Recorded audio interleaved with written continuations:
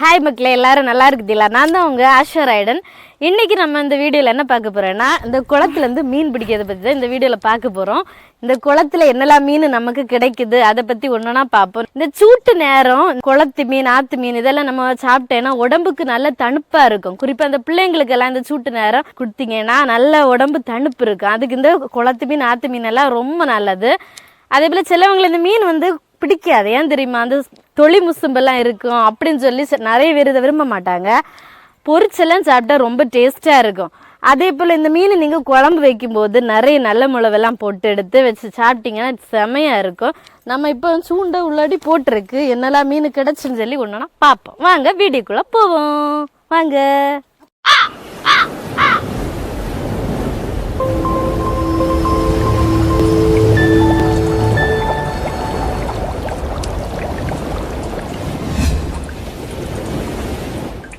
மக்களே, நாங்கள் மீன் பிடிச்சி வந்த குளம் இது தான் கேட்டிலாம். இந்த குளத்தில் நிறைய பாசி கிடக்கு. இந்த மாதிரி நிறைய பாசி கிடந்தால் மீன் மாட்டியதெல்லாம் ரொம்ப கஷ்டம். பாசி இல்லாத குளம் பார்த்து போங்க, நிறைய மீனும் மாட்டோம். ஏன்னா இந்த மாதிரி பாசி கிடக்கும்போது மீன் நம்மளை நல்லா ஏமாத்தம் கேட்டிங்களா. பாசிக்கு இடையில வந்துட்டு இருந்து ஓடாம். பாசி தான் நமக்கு சூண்டையில் மாட்டோம். அந்த மாதிரி தான் எங்களுக்கு இன்னும் ஃபுல்லாக நடந்துகிட்ருக்கு.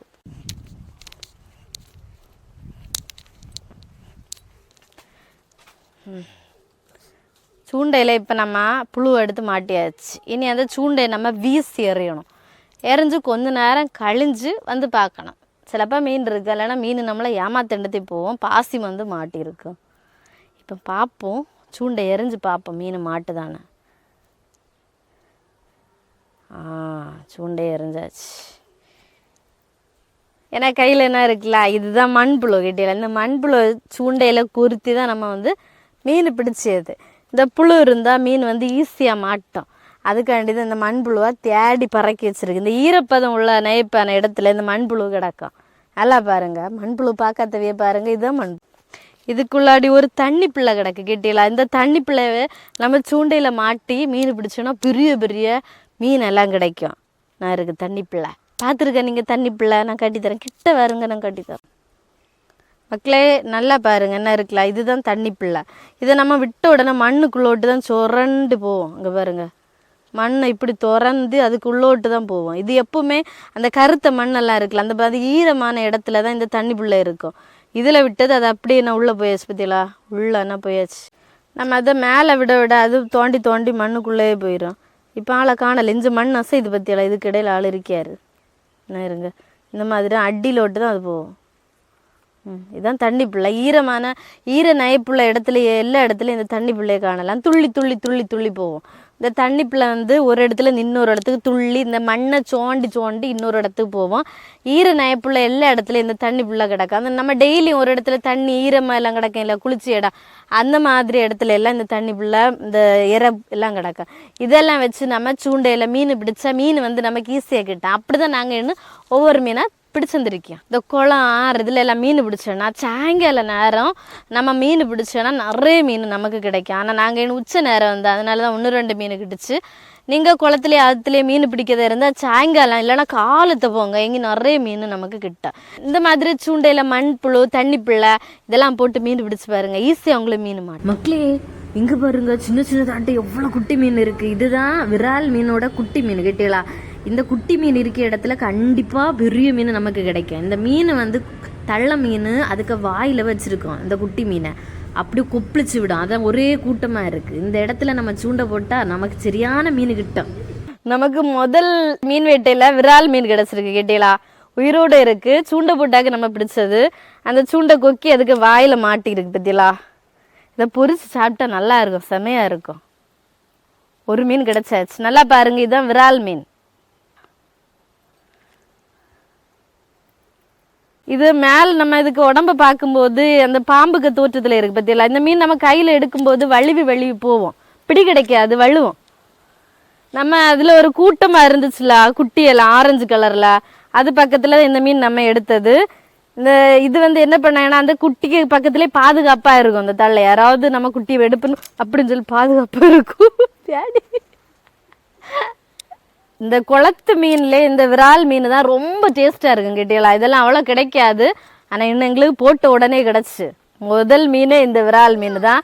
இது நம்ம பொரிச்சு தான் மோஸ்ட்லி எல்லாரும் சாப்பிடணும். ஏன்னா பொரிச்சு சாப்பிட்டா செம்ம டேஸ்டாக இருக்கும். அதை இந்த சூட்டு நேரம் பிள்ளைகளுக்கு ரொம்ப ரொம்ப நல்லதாக்கு இந்த விரால் மீன். மீன் தண்ணியிலேருந்து வெளியே வந்து இந்த மாதிரி தான் பாவம், தண்ணியில் தான் அது உயிர் வாழும். வெளியே வந்து அது எவ்வளோ கஷ்டப்படுது. இந்த மீனோட குட்டி வந்து பார்க்க ஆரஞ்சு கலர் போல இருக்கும். நல்லா இருந்துச்சு, அதை சுற்றி சுற்றி சின்ன சின்ன ஆரஞ்சு கலர்லாம் நல்லா அழகாக இருந்துச்சு பார்க்க. ஆனால் இந்த மீனை பார்க்க பார்த்தீங்களா ஒரு மாதிரி கருப்பும் வெள்ளையும் கலந்து இருக்கு.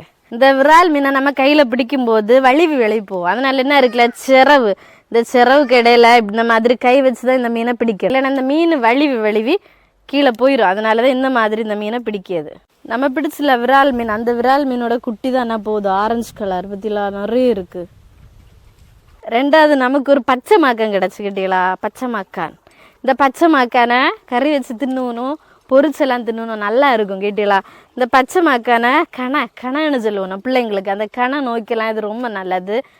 இதை இடித்து சாரெல்லாம் புழிஞ்சு கொடுப்பணும், நல்லா இருக்கும் பற்றியெல்லாம். உயிரோடு தான் இருக்குது. இது கெட்டி பிறக்கி வச்சுருக்கு கங்கூசு போட்டு, இல்லைன்னா அது ஓடும், அதனாலேயாக்க வச்சுருக்கு. சொறி மாக்கானை அதுக்குன்னு பிடிச்சி கறியோன்னு வச்சு தின்னாதுங்க. இது இப்போல்லாம் பச்சை கலரில் இருக்கும். இந்த பச்சை மாக்கானை தான் பிடிச்சி நம்ம கறி வச்சு தின்னா நல்லா இருக்கும். இதில் உள்ளாடி ஒரு முள் இருக்கும், விஷம் முள், அதெல்லாம் எடுத்துட்டு நம்ம சாப்பிடணும். ரெண்டாவது நமக்கு இந்த பச்சை மாக்கம் கிடச்சி. இதில் நிறைய மருத்துவ குணம்லாம் இருக்குது. பண்ட காலத்தில் இதெல்லாம் இடித்து கஷாயம் காய்ச்சலாம் குடிப்பணும். இப்போ இதை கண்டாலே எல்லாருக்கும் வேக், எனக்கே அப்படி தான் ஒரு மாதிரி தான் இருக்குது. வேக் மேலே தொடும்போது பஞ்சு போல் நல்லா சாஃப்டாக இருக்குது, செம்மையாக இருக்குது. யாரில் இந்த பச்சை மாக்கான் தின்னி இருக்கணும்னு கமெண்ட்ல மறக்காம சொல்லுங்க. நான் நல்லா பாருங்க, பச்சை மாக்கான் இந்த சைடு பச்சை கலரில் இருக்கும், அதுக்கு பின்னாடி இந்த மாதிரி இருக்கு பத்திலோ. இதெல்லாம் தேடி திரியணும். முன்ன நான் சின்னதில் இருக்கும்போது எங்கள் தாத்தா எல்லாம் தேடி திரிவார் மருந்துக்கு. கணம் உள்ள பிள்ளைங்களுக்கு இது நல்லது, அதை இடித்து உரலை போட்டு இடித்து சாறு புழிஞ்சு என்னத்தெல்லாமே இட்டு கஷம் காய்ச்சி குடிப்பணும். இப்போ உள்ளவங்களை அது நிறைய பேருக்கு தெரியாது, எனக்கு தெரிஞ்சது நான் அவங்கள சொன்னேன். இந்த மாக்கானெல்லாம் பிடிச்சோன்னா ராத்திரி தான் பிடிச்சணும் கேட்டீங்களா. நிறைய மாக்கான் கிடைக்கும். பவலெல்லாம் பிடிச்சா அவ்வளோ கிடைக்காது. மாக்கானெல்லாம் கரைஞ்சா மழை பெய்யும் அப்படின்னு எல்லாம் சொல்லுவீங்களா, அதெல்லாம் உண்மைதான். மாக்கம் கரைஞ்ச உடனே மழை பெய்யும், நான் பார்த்துருக்கு கேட்டீங்களா. அதெல்லாம் இது கல்லூலுக்கு இடையில இருந்து மாக்கம் கரைஞ்ச உடனே சொல்லணும் இன்னும் மழை பெய்யும் அப்படின்னு. ஆனால் அது உண்மைதான் கேட்டீங்களா. மாக்கம் கரைஞ்சா உடனே 2 நாள் 3 நாள் இல்லைன்னா மழை பெய்யும் வரோம். இதுக்கு கை கால் எல்லாம் விரிச்சு பார்க்கும்போது அப்படி சிறவு போல் அப்படி விரியுது.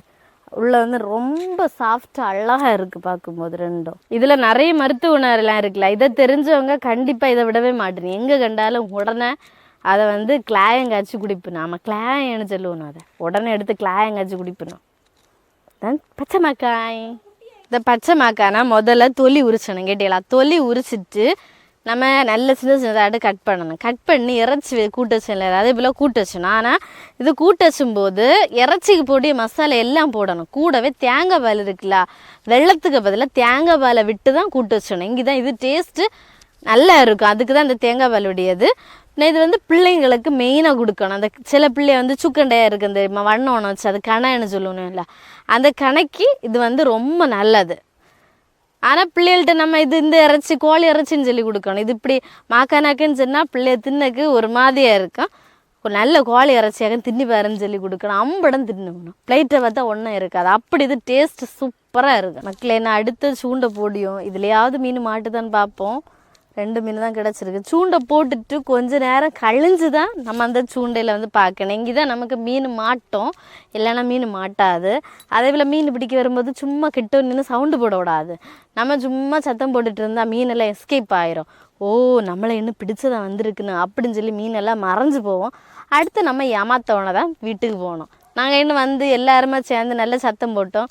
அதனால எங்களுக்கு இன்னும் ஒரு மீனும் கிட்டல ஒன்னே ஒன்று கிட்டுச்சு. Many unbearable hours later. அடுத்த சூண்டை போட்டு வல்ல ஜாதி எங்களுக்கு இந்த ஸ்லோப்பிய மீன் கிட்டுச்சு கேட்டீங்களா. இந்த ஸ்லோப்பிய மீன் தலையெல்லாம் தின்னலாம், நல்லா இருக்கும். இது நல்ல செமையாக இருக்கும். இது குட்டி தான் ஸ்லோப்பியா, பெரிய ஸ்லோப்பியா உண்டு, அதெல்லாம் நல்ல டேஸ்ட்டாக இருக்கும். ரோட்டில் எல்லாம் வச்சுருக்கேன். இந்த சூட்டு நேரம் ஆற்று தண்ணி எல்லாம் வத்தும் தெரியுமா, அந்த நேரம் எந்த ரோட்டை சைடு பார்த்தாலும் இந்த ஸ்லோப்பியா மீனுக்கு இருக்கும் கேட்டீங்களா. கிலோ கணக்காட்டு அவையிலே க்ளீன் பண்ணி அழகாக தருவணும். நிறைய பேர் இது எல்லா தடையும் வாங்கி சாப்பிடணும். எங்கள் இடத்துல யார் எங்கே பார்த்தாலும் இந்த ஸ்லோப்பியா மீனை வாங்கி சாப்பிடுவோம். அடுத்த ஒன்று கிட்டுனோடனே இன்னும் கிட்டேன்னு சொல்லி அடுத்த சூண்டையை போட்டோம். நேருங்க கடைசி கிட்டுனது. இதுக்கு குட்டி கிட்டுச்சு கிட்டில, அதே நாங்கள் விட்டு வச்சில்ல, இதையும் பொறிச்சு தின்னலன்னு கொண்டு வந்தோம். அடுத்து இன்னொரு குட்டியும் கிட்டுச்சு. இதுவும் நம்ம ஸ்லோப்பியா குஞ்சு தான். எக்கச்சக்க குஞ்சு மீன் நிறைய கிடந்து.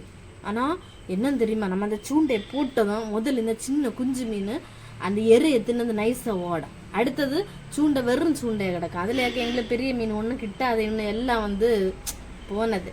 அடுத்து கிட்டேன்னு சொல்லி பார்த்து ஒரிக்கால மீன் கிட்டல, வெறும் சூண்டை மட்டும் வேற. அடுத்து எல்லாருமே சேர்ந்து நாங்கள் மீன் பிடிச்சி பார்த்தோம், எங்களும் ஒன்றும் கிட்டலை. அப்படிதான் இந்த பொடியும் போட்டல இந்த இது கிட்டுனது. அடுத்தது நேரம் இருட்டுச்சு கேட்டீங்களா, அங்கேருந்து பிடிச்சிருந்து வெளியேறம்புல 6:30 மணி ஆச்சு. அப்படிதான் வீட்டுக்கு வரம்பு 8 மணி பக்கத்தில் ஆச்சு. நல்ல நேரம் இருட்டுச்சு. கிட்டன்னு பார்த்து அடுத்த சூண்டாய் போட்டுட்டே இருந்தோம். கொண்டு போன எற புழு எல்லாம் தீர்ந்து. பின்ன நாங்கள் நடவண்டியோட வீட்டுக்கு கிளம்புனோம். இனி நாளையும் மீன் பிடிச்ச போவோம் கிட்டீங்களா. அப்படி ஒருவேளை போனால் இந்த வீடியோ கூட அதுவும் கண்டினியூ வர்றேன். என்ன போகலைன்னா இந்த இவ்வளோ வந்தேன் சரியா. நாளைக்கு போனால் நம்ம இன்னொரு ஆற்றுல ஏகம் போய் சந்திச்சது. இன்னும் குளம் நாளை இனி ஆற்றுல போயாக நம்ம சந்திச்சது. ஆற்றுல எல்லாம் நிறைய மீன் கிட்டேன்னு இல்லைன்னா நாளை ஆற்றுல போய் நம்ம பார்ப்போம் மீன் நிறைய கிட்டுதானோ.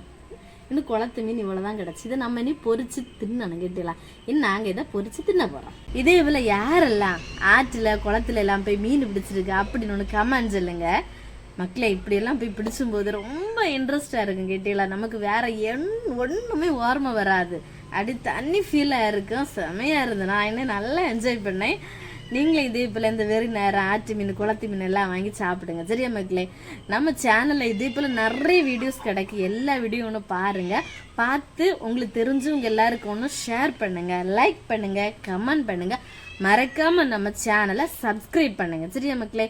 இதே போல் நாளைக்கு இன்னொரு வீடியோவில் உங்களை வந்து பார்க்கேன். இன்னைக்கு பாய், டாடா, பாய்.